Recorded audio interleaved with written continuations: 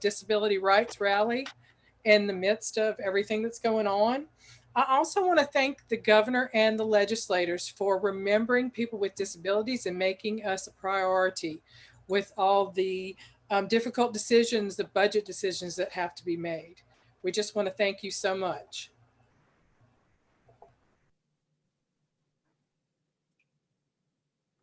All right, thank you, Susan.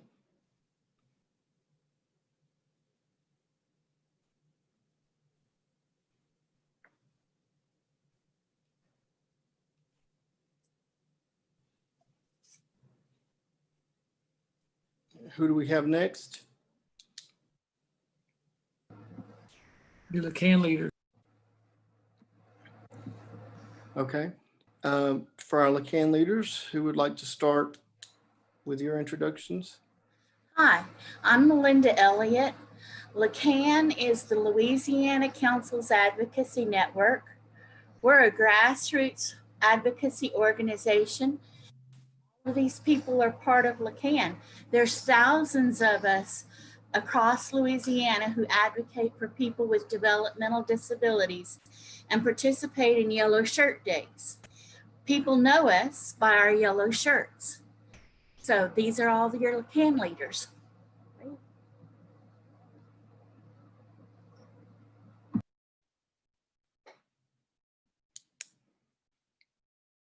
Thank you, Melinda.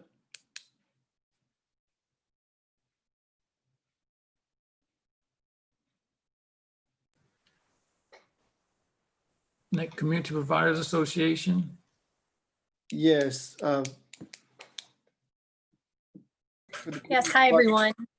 This is Caroline Meehan. I'm the Executive Director of the Community Provider Association. CPA is the statewide association for organizations that serve individuals with disabilities. So we advocate for home and community-based waiver providers, for community homes, and for support coordination agencies. Our members are very proud of the work they do to support individuals with disabilities in reaching their goals and living as independently as possible.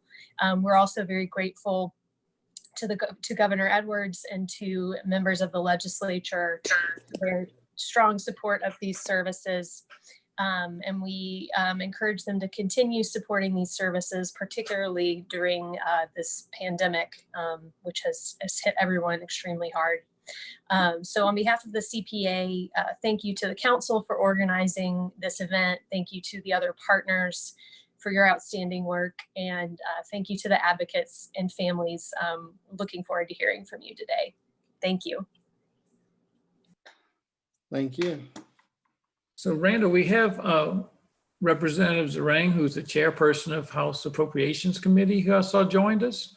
If you would like to offer him an opportunity to speak. Yes, sir, I certainly would. Representative, if you'd like to speak, we would love to have you to do so. Sure, thank you very much. I appreciate the opportunity to speak with you all today, and appreciate what LeCan and the advocacy groups do. I can assure you that we do welcome the yellow shirts when they come to the Capitol and they come in force, and we do appreciate them participating in the political process, because it is important to both advocate but also let other legislators know how important it is that we continue to support the efforts of LeCan and other advocacy groups for the disabled, because it's there's so many challenges, as you know, when you go to the Capitol. There's so many other interests and so many other competing interests, but there is no doubt that LeCan is a great advocate and working hard on behalf of the disabled, and we support those efforts. I know my fellow legislators definitely support them on the budget process. We're going to do and continue to do whatever we can to ensure that there are sufficient and adequate dollars to support you all, and I will continue to work to do that and support that as long as I'm the representative, and we appreciate all you do. And please, whenever y'all are up there, don't hesitate, come by and visit, and we look forward to seeing you every year. Thank you, Representative. We appreciate the work you and your colleagues do for us as well, and we thank you for being here today. Randall, I'm sorry, I noticed Representative Pat Moore also joined us.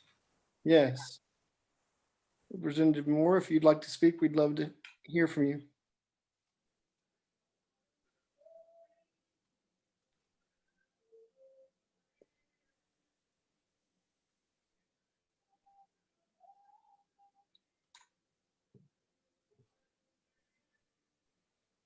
I think it's her assistant. Is that correct?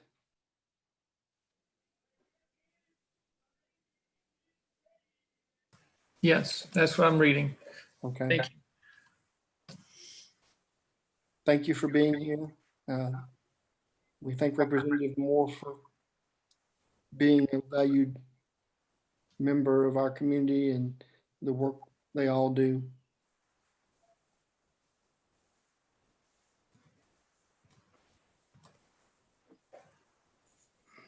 Do we have any other dignitaries who would like to speak for a moment?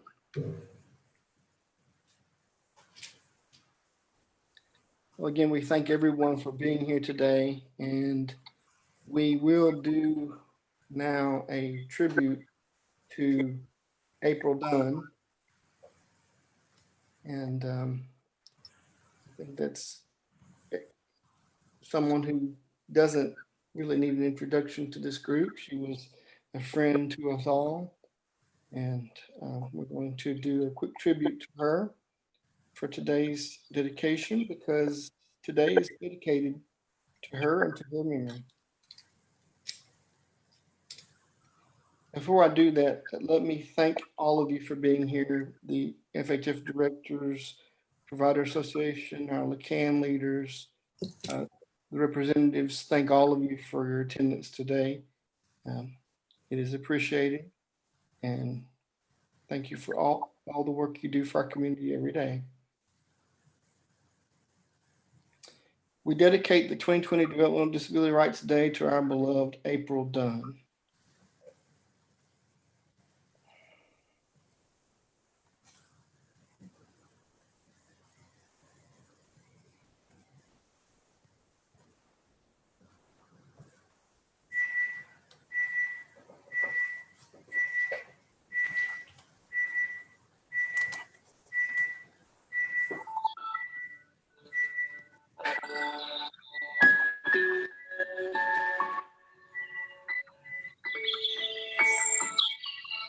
April left this world too soon, but not before leaving her mark. Once in a great while, a person crosses your path, and just by knowing them, you're made a better person for the experience. In my case, and in the case of Louisiana's entire disability community, that person was April Dunn, a tireless advocate who saw injustices and wanted to set them right. Not tomorrow, not someday in the future, but right now.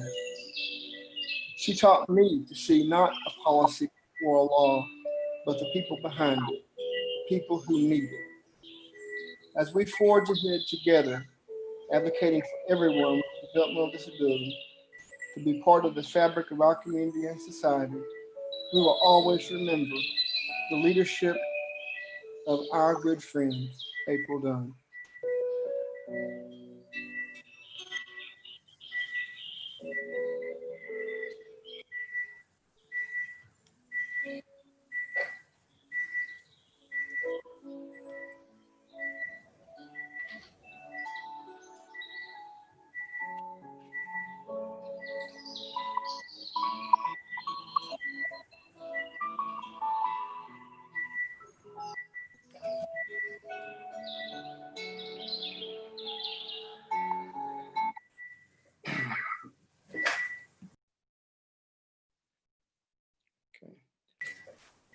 So I'm not sure if Jonette, April's mom, was able to join us.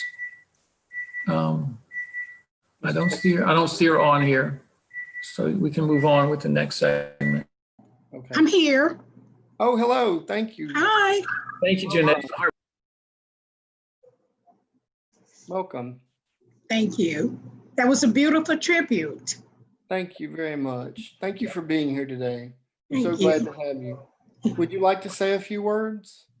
I would just like to thank everyone for all your prayers and the support that everyone has shown me since we lost April. I just appreciate everything, and the whole community has just touched my heart. Thank you. Thank you so much. And please remember, we love you and you're always in our prayers Thank you. Love you too. and a valued member of our community. Thank you so much. Oh, you're welcome.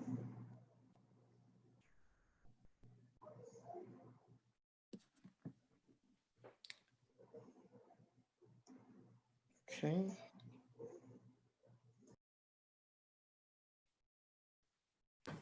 Thanks for joining us, Jonette. So next, we're going to hear personal stories from people around the state. Selena Gilliland.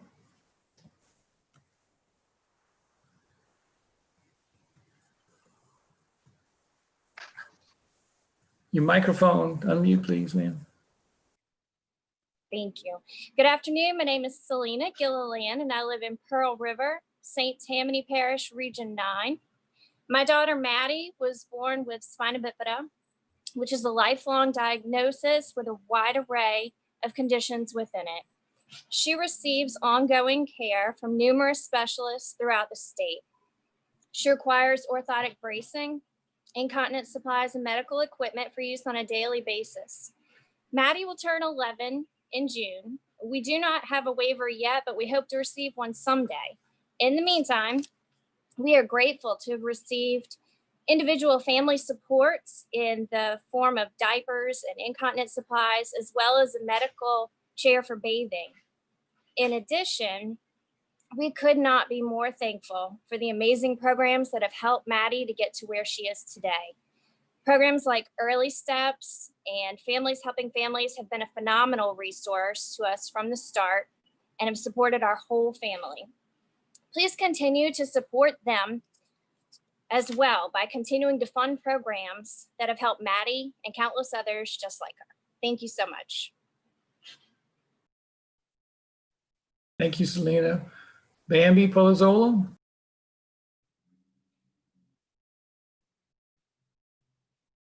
Hi, everyone. Good afternoon. I'm so excited to be here for Disability Rights Day 2020, even though it's virtual.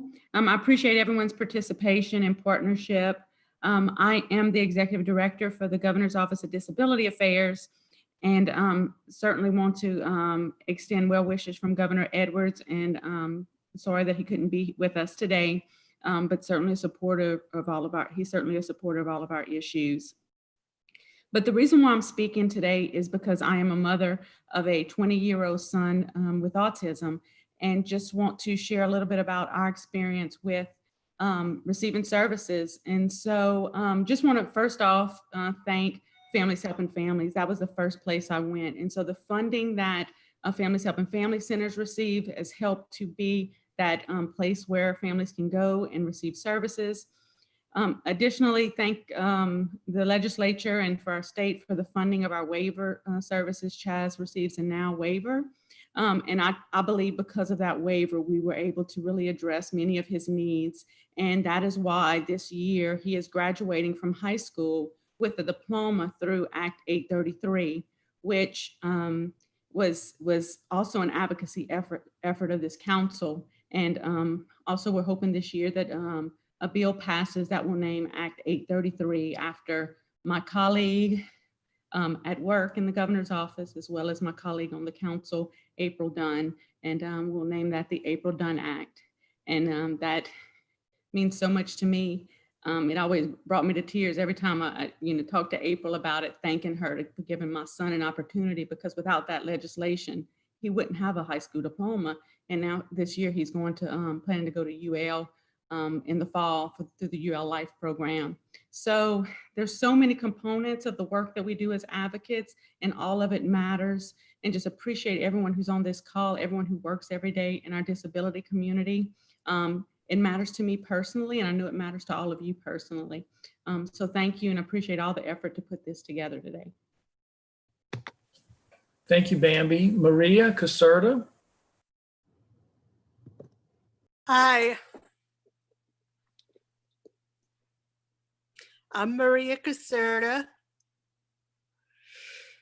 In Region 9, I'm a self-advocate and I live on my own now with support. Have staff at night and during the day. They help me with going grocery shopping and paying my bills and doing a lot of stuff.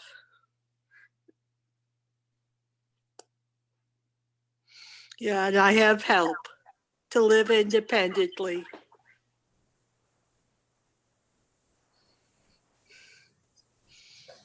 Great. Thank you, Maria. Stephanie Miller. Hi, my name is Stephanie Miller. I live in Ponchatoula, Louisiana. That's in Region 9. I live in Ponchatoula with my husband Elvis and our 3 sons, Javion, Kaylin, and Trey. Javion has a diagnosis of autism, and we were really grateful and blessed to receive an individual and family support services through the Now waiver. It gave Javion the opportunity to have ABA life skills training and lots of community involvement with a caregiver. JBL would have not have the job that he have now that he so loves. He wouldn't be able to dress himself, prepare meals, and shop for necessities, and know everyone in the community. So please continue to provide these services for people like Javion so they can strive to be active in their lives and in the community. Thank you. Thank you, Stephanie. Nicole Flores. Hi, good afternoon. My name is Nicole Flores, and I live in Broussard in Region 4 in Lafayette Parish with my husband, Renee, and my daughter, Lillian. She's 13 years old, and she was born at 26 weeks, is on the autism spectrum, and has intellectual and vision impairments. For the first 13 years of her life, Lillian wasn't always eligible for Medicaid due to our income, but we still had massive medical bills because of her medical complexities. So I was able to see in 2019, after 13 years, due to legislation passed by legislators like the ones here today, they got rid of the wait list, and now my daughter's on receives the Children's Choice Waiver in Medicaid.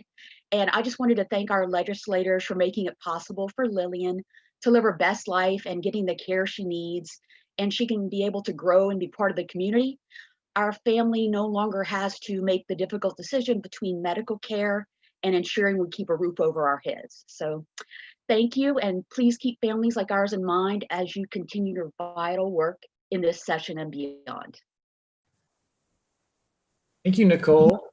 Sandra Gouchard.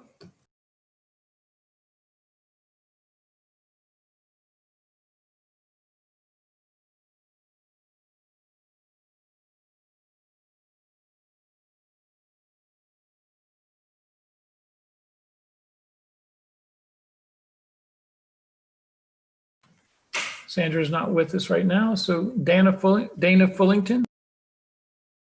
Hi, I'm Dana Fullington, and I live in the city of Sulphur in Calcasieu Parish with my husband, Bobby, and our 2 children, Matthew and Madison. Matthew has autism, and he has sensory issues with that. My family and I are very grateful that he receives the flexible family funds provided to us each month. Because he has autism and sensory issues, he struggles with day-to-day life. Can you imagine having to be in a classroom full of children, how noisy it is? He has trouble with that. Because of his, these funds make it possible for Matthew to receive sensory therapy, which has helped him tremendously. With this therapy, he's working hard to one day live on his own and be a productive member of our community. Please make sure these services continue to be provided so that Matthew and others like him can continue to work hard at reaching their goals. Without these funds, he would not be able to achieve that. And that's our goal. He needs to be a member of his community. And without the money, we wouldn't be able to give him the services he needs. Thank you. Thank you, Dana. Mimi Webb. Hi, my name is Mimi Webb. I'm from Shreveport, which is up in Caddo Parish, and I do have 3 14-year-olds with autism and anxiety and other issues. Thanks for being here today to listen to our stories. My son Caden received a stipend from the Family Flexible Fund, and this money helps us keep our pantry stocked with this very extreme limited food choices due to sensory issues. It can sometimes get really expensive, especially during the pandemic. The stipend also helps cover supplements that he takes, which aren't covered by Medicaid services, but do help him function better. We do have Medicaid for now, but of course, we would hopefully qualify for TEFRA if that gets funded as well in the near future. He also just started back to his horseback riding therapy, which isn't covered under Medicaid either. Without family support funds, the family could never have afforded this therapy. We would never have known he's a natural born rider, and Caden wouldn't have the opportunity to form this amazing relationship with his therapy horse he named him Blaze. And one more thing, without my local Families Helping Family Center, I would never have made it through this far with my kids in the educational system. They've taught me everything I know about IEPs, and they help guide me through navigating the special education processes. And they've ensured that my kids get everything they need to be successful students in school and access their education. Families Helping Families has literally been with me every step of the way, and they've proven invaluable, especially in these hard times. Finally, I just want to say thank you to being here today with us, our policymakers, for ensuring that these vital services can continue and help families like Caden and mine. Thanks. Thank you, Mimi. Christy Paulsell.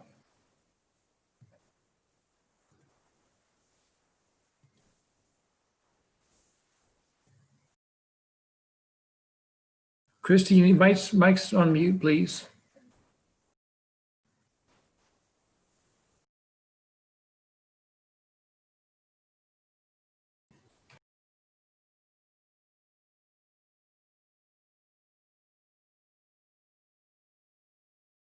It's still on mute. There we go. There you go. Okay, we're in Region 9 as well. We're in Covington, Louisiana. PJ and I are extremely thankful to be able to participate in this Zoom meeting. We're usually up at the Capitol, and we do appreciate having this opportunity to share our story. We as well are very dependent on a now waiver, and very appreciative to North Shore Families Helping Families and all that they do for our region, and the care that we are able to provide PJ in our home. So thank you so much, and we appreciate all that you do for us as well. Thank you.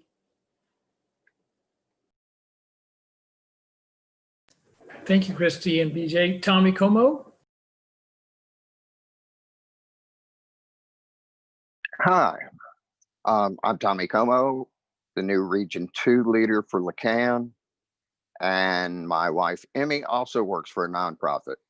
We have 13 grandchildren, the products of 5 daughters, 4 children-in-law, and then we have our son Marcus. Marcus has been diagnosed with cerebral palsy and has been and a seizure disorder, and has been hemiplegic since a stroke at 18 months. And despite countless hours of therapy through state programs, he will never be able to walk. Despite these challenges, Marcus is happy and well adjusted, in large part due to the support we receive from the state. His favorite activities, excuse me, I'm having to try to scroll down on my computer screen. Despite these disabilities and challenges, Marcus is happy and well adjusted, in large part due to the support we receive from the state. His favorite activities are family gatherings, attending concerts and sporting events, and while he is always wheelchair bound and tires easily, neither prevents him from doing any of those things and anything else he wants. My wife and I have benefited greatly through the state's waiver program, which allow us both to work and Medicaid, a huge advantage in regard to paying for his very expensive seizure medications.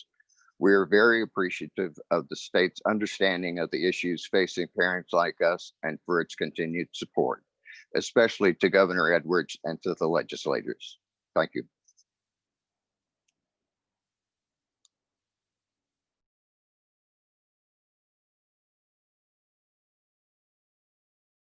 Thank you, Tommy. Shay Collinsworth. Hi, my name is Shay Collinsworth, and I live in Caddo Parish with my husband of 12 years, Cody, and our 2 children, Elijah and Bailey Grace. Thank you for allowing me the privilege and honor to share my story with you today. Elijah is my 7-year-old son who was diagnosed at 2.5 years with autism. Since he was diagnosed, my family's done everything possible to ensure that Elijah receives the services to give him the best quality of life. I'm a registered nurse and I had to go as needed to not working at all to get him to and from appointments and take care of his daily needs. My husband has insurance through his job, but over the years, high deductibles, copays, and denials from insurance not paying left us in major medical debt. We were not eligible for Medicaid due to our income levels, yet the bills kept piling in. I was at the end of my rope looking for any assistance last summer when I found Families Helping Families in our region. Monica Sampley referred me to OCDD and informed me that there was help for my son and my family out there. I reached out to OCDD and they were able to help with some of our copays for Elijah's ABA and grant us some respite hours. I was also able to apply for the Medicaid Children's Choice Waiver and speak to individuals from OCDD about our difficulties. The bottom line is that Elijah would not still be in therapy if it wasn't for the state stepping in to help. I hope to be a voice to educate other families about developmental disability services out there. And I ask that no cuts be made to this program and if possible, an increase in funding for families out there like mine. Thank you so much for your time. Thank you, Shay. Hold on, I need to switch the pins out. Is Annie Comer on? I didn't see her name, but I think she's having technical difficulties. Stephanie Bell. Hello, my name is Stephanie Bell, and I am from Region 7, Shreveport, Louisiana, where I live here with my husband, Corey, and my 4-year-old son, Nathaniel Bell. Nathaniel has approximately 9 or 10 diagnoses, but 3 primary, which is 17p duplication, agenesis of corpus callosum, and autism. We are thankful to God that our family receives a home and community-based service waiver, Children's Choice Waiver.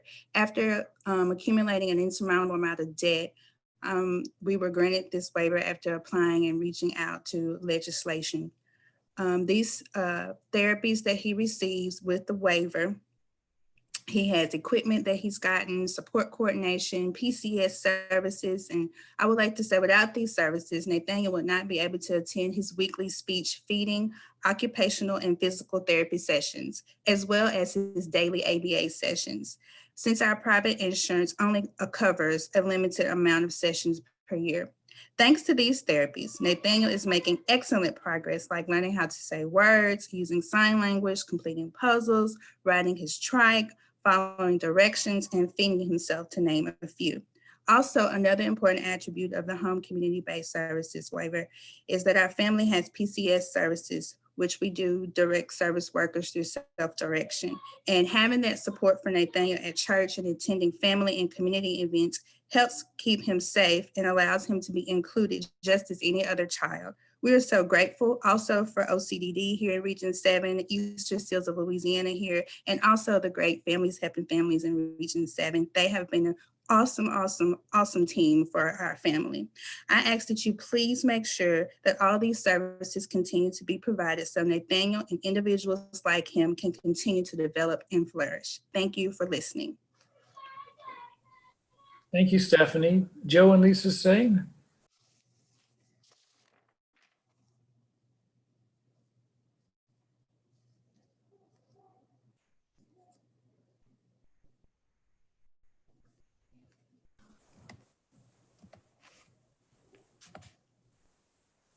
Joe, can y'all share it? Start your video on the bottom left and unmute your microphones on the bottom left, please.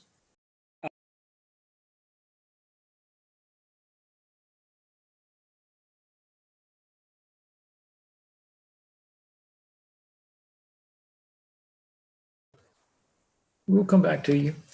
Karen Ortiz.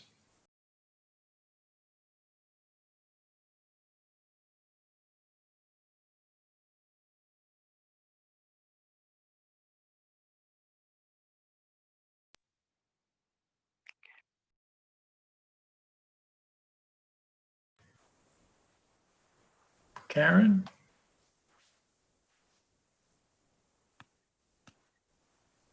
Kathy Brown.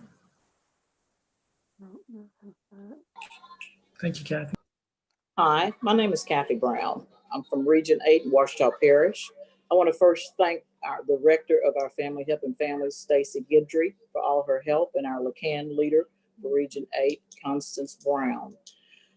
My son, Tony, and I live here in Monroe, Louisiana, and I'm a recently retired teacher of 32 years, and I'm grateful for the support Tony now receives as a new waiver recipient.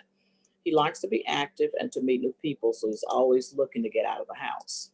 As my husband, a retired U.S. Army sergeant, and I age into our retirement years, it becomes less and less able for us to do this. And Waiver has now provided us with help and support we need to keep him engaged in the community while knowing he's in safe and secure hands. Most recently, we were also able to utilize individual and family support to get vital dental services that we have foregone for nearly a decade due to requirements for him to be put to sleep. The high cost of this procedure was covered through IFS support, and we are so thankful for it. We hope our legislators continue to know and understand the importance of these services and protect the funding. And we want to thank them for all the things that they already has done for us. Thank you. Good. I said no. Stop. I got it now. Thank you, Kathy. Is that y'all, Joe? Can you turn on your video? Press the start video. I think I got it now, Mr. Sean. Okay, we don't see you though, so click the start video on the bottom left. Okay, hold on one sec. Yes, sir.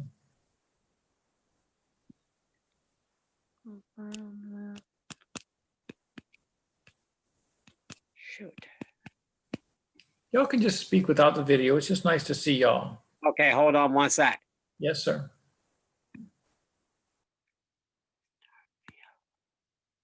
Okay. Great. Well, hold on. Hi, my name is Jose, and this is Lisa Sayer. we Are are from from Monroe, Louisiana.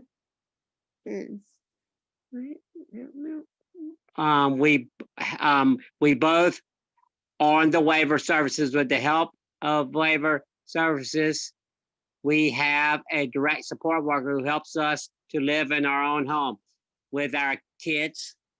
We have dogs. Minnie. Minnie and Chelsea is our dogs. And with this support, we're able to run our errands, get to doctor's appointments, and have transportation to jobs. We also look forward to the day we can return to attending our social community advocacy groups. We appreciate these services. Thank our governor and legislators for working hard to protect these services today. That work, Mr. Sean? That's great, Joe and Lisa. Thank y'all so much. So next up, we're going to have, I've kind of lost track, Becky Billison. Hi, everyone. My name is Becky Billison, and I'm in Region 10. I live in Jefferson Parish. I live with my 13-year-old son, Raheem Landry. Raheem currently receives waiver services, flexible family funding, and individual and family services, as well as TEFRA. He receives this due to multiple disabilities that he have, which are developmental delay, epilepsy, autism, and he is also nonverbal and unable to care for himself. He is a loving child that thrives in his own environment at home, despite the challenges that he's faced with. I have been a single parent and a sole income provider for my household. I work outside the house full time. Raheem's father is deceased, so I am his only parent he could rely upon. It's extremely important for our family to be able to continue to receive services and to protect them from any cuts in order for Raheem to continue to live at home in an environment that he's comfortable with and safe in. Any cuts to do these services would greatly affect our situation. Without these services, I would have to quit working and we wouldn't have enough income to provide for the household. Without support staff, um, from PCS services, ADLs would be difficult to manage. I am very grateful that we've had these services and that they will continue in the future. I'd like to thank the legislative and also Governor John Bell Edwards for recognizing that these services are important for our families. Without them, many of us would have a hard time with co-payments, insurance. We wouldn't be able to cover a lot of services that they needed. I would like to ask everyone to please make sure that these services continue to be provided so Raheem and people like him can remain in their own homes with their families and be able to thrive in the community. Thanks for allowing us the opportunity to share our story. And thanks for continuing the services. Thank you, Becky. Christy Curtis.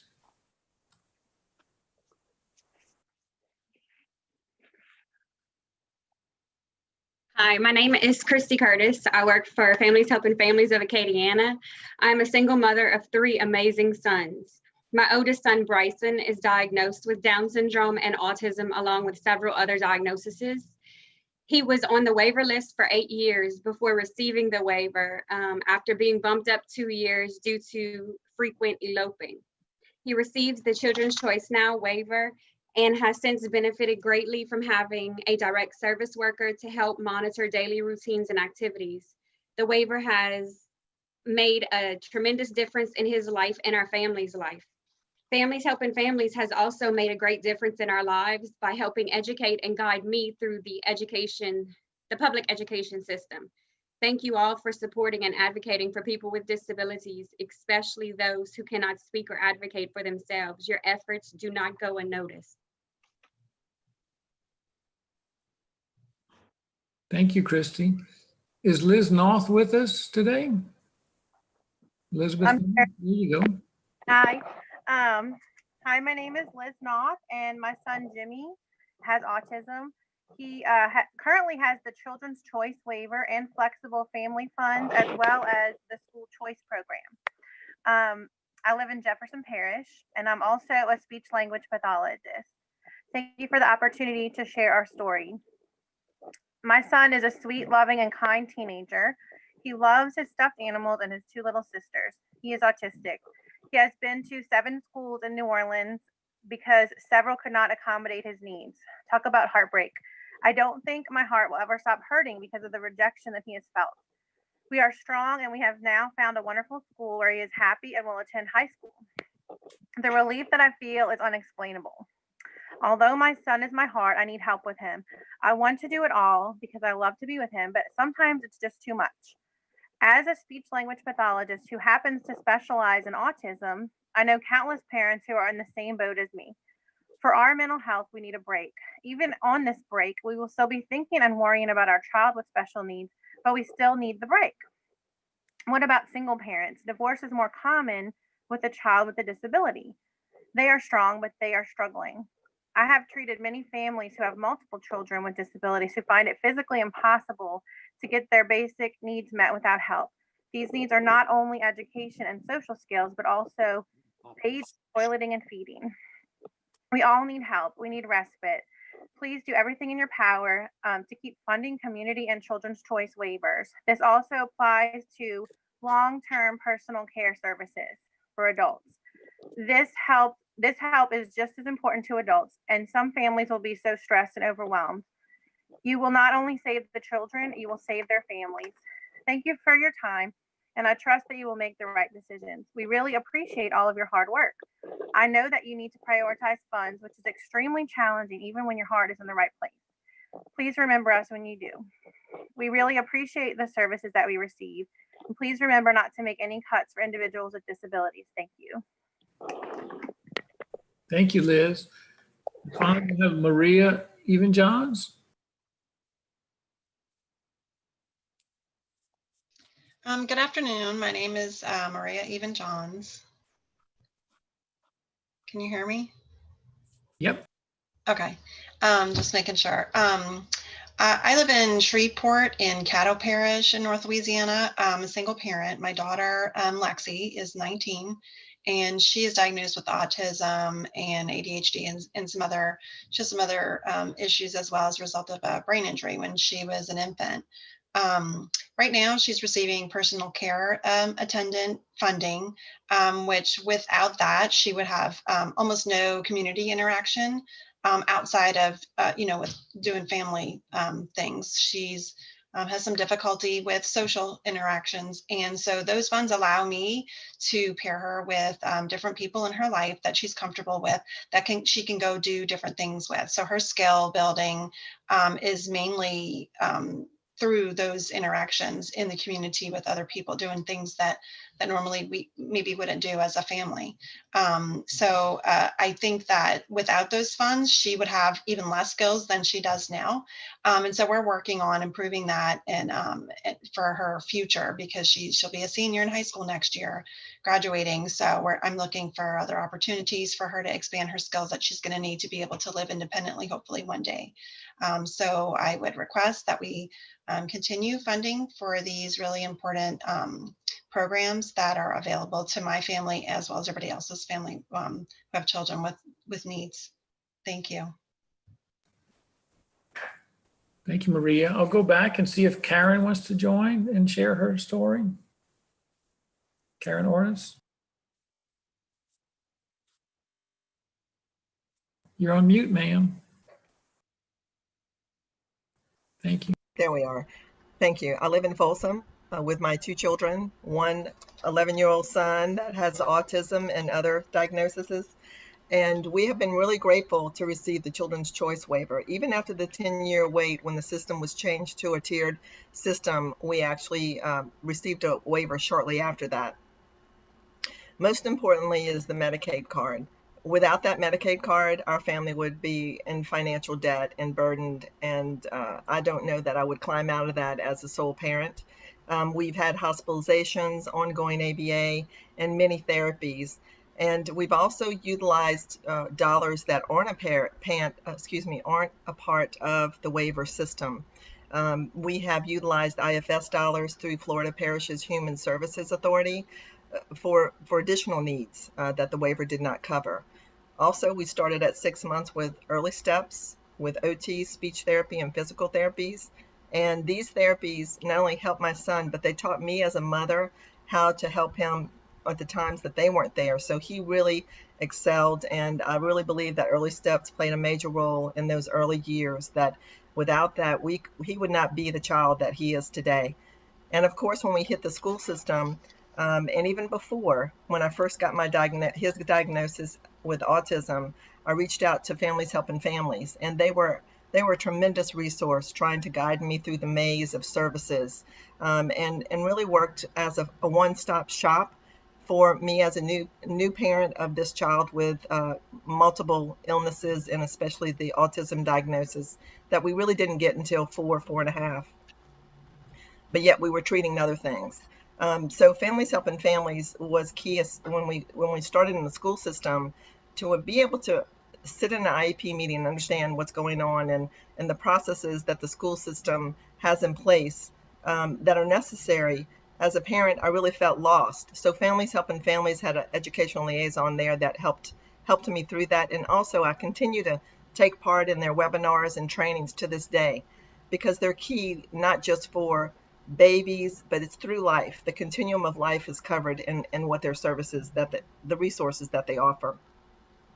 So I just want to thank policymakers and our governor for making our kids and our adults with developmental disabilities and disabilities priority, and protecting our services this year and in years to come, to be able to connect with our families. I feel like that's key, and these services really have provided my son his best life. And I know that not just today, but going forward, when he lives independently, like Maria Caserta explained, and others here on this webinar, the Zoom call, that we are definitely going to be in good hands if these services stay in place, and our children will be protected for years to come. So thank you again. Thanks, Karen. Randall, that concludes your speakers. Okay, thank you. I'd like to take a moment to thank all of you for your stories today and your participation. It's because of you and your participation in sharing with us your story that today our first Virtual Disability Rights Day has been a success. And on behalf of the council, I would like to thank all of you for participating today. And we are grateful for your attendance, and please know that we take very seriously our role in helping you and making sure that systems change is always a priority for the things we need moving forward. Thank you to all the legislators who attended today. Please let your colleagues know how grateful we are for your work and support. And we look forward to working with you in the future as well. Thank you all for attending today. Thank you. If all of our panelists can show up and just say thank you and goodbye, and everybody wave. Thank you. Bye. Thank you. Bye. Thank you. Bye-bye. Bye. Bye. Have a great day. Thank you. Bye. Thank you so much.